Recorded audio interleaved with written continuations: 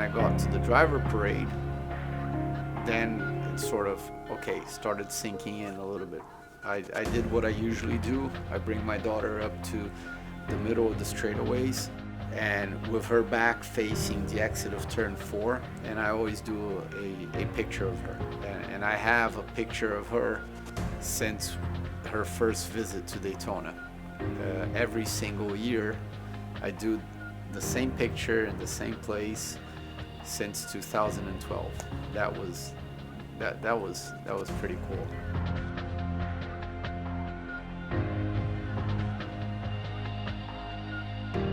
Then we start walking behind the cars, and we go to the driver intros, and I get to walk on the stage for the last time together with her. We wave.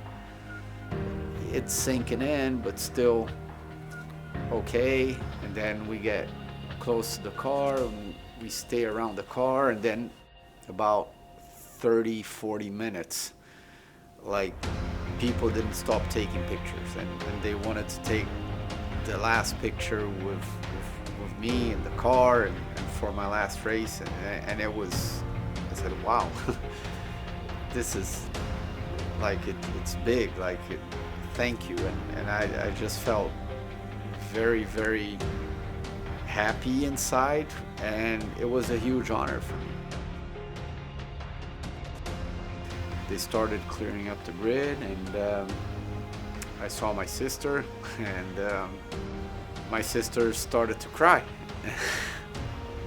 And she looked at me and she said, "Don't stop racing." I never thought that she was gonna come up with those words, like, especially because if you ask her, what was your childhood like? My sister is gonna answer you, I was in a go-kart track probably every weekend of my life. Like, that was her childhood. So she gave up a lot of her life for me, and I am aware of that, because instead of going out and playing with other kids her age, my parents just dragged her along. I'm definitely extremely thankful to her for doing that. It not only meant a lot to me, but she is part of my success. Then after that, I went to speak to Philippe and Joao. I just hugged him.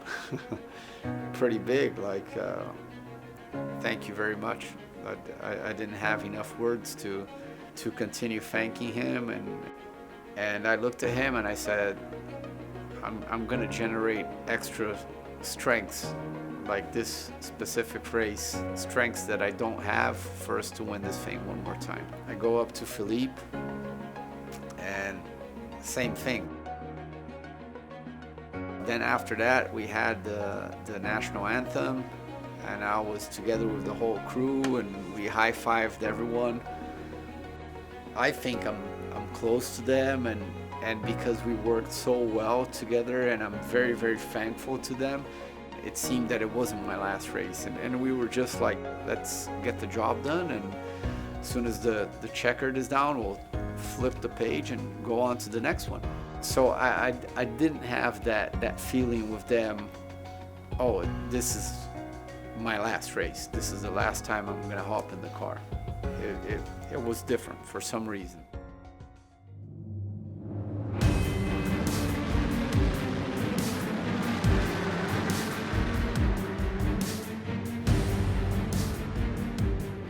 Start of the race was normal.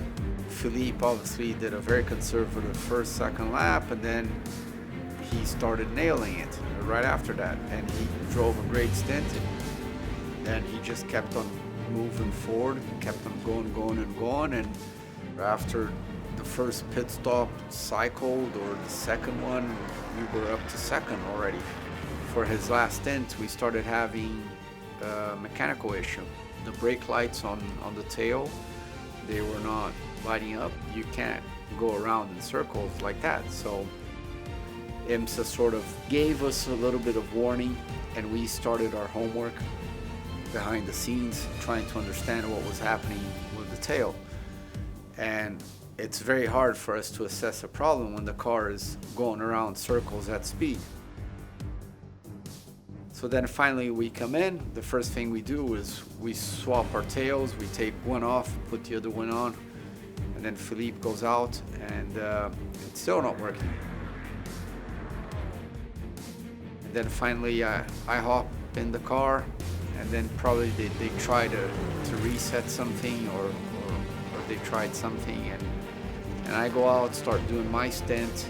After, I don't remember, 2 or 3 laps, I get a phone call from Ian, and he says, you have to go to the garage.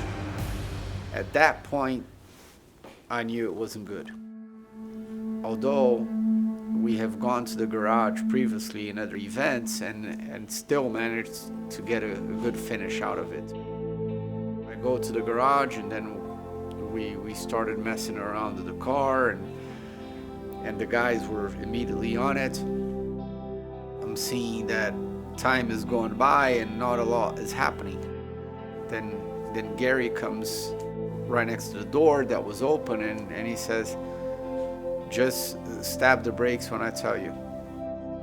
I just kept on stabbing the brakes when he was telling me to do that, and well, make a long story short, we finally, I think we changed the loom or part of the wiring loom, and then finally got it to work, and we lost about 10 or 12 laps, something like that. I go back on the track and keep on running a little bit more. Then we discovered that we had a battery problem. So on my next stop, I come in, and then we replaced the battery. Then we lost, I think, another lap. So at that point, we're down 13 laps. And I knew inside the car that to challenge for a race win, it was pretty much over. It was done. Game over. I wanted a fairy tale ending, but I didn't get one. But as I mentioned a couple of times, I think it's unfair for me to throw 38 years of my life in 24 hours. That's racing. It didn't go our way, and that's it. We got what we got out of it, and we definitely tried our very best. In the back of my mind, I arrived at Daytona on Wednesday with 3 goals. The first one was to take the car to the checkered. The second one was to finish on the podium, and the third one was to win Daytona for a 4th time. And it didn't happen.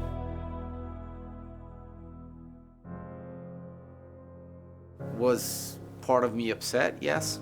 Part of me was upset. I can't throw 38 years of my life inside a bag and take that bag on a scale and, okay, here's your last 24, here's 38 years of your life. I wanted a fairy tale ending.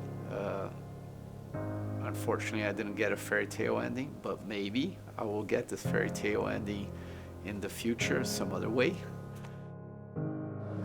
A lot of people say, what are you going to do when you retire? I'm probably going to be more busy than before. So I'm taking one day at a time, and I am fulfilled and happy. Okay, Christian, thanks very much. Thank you.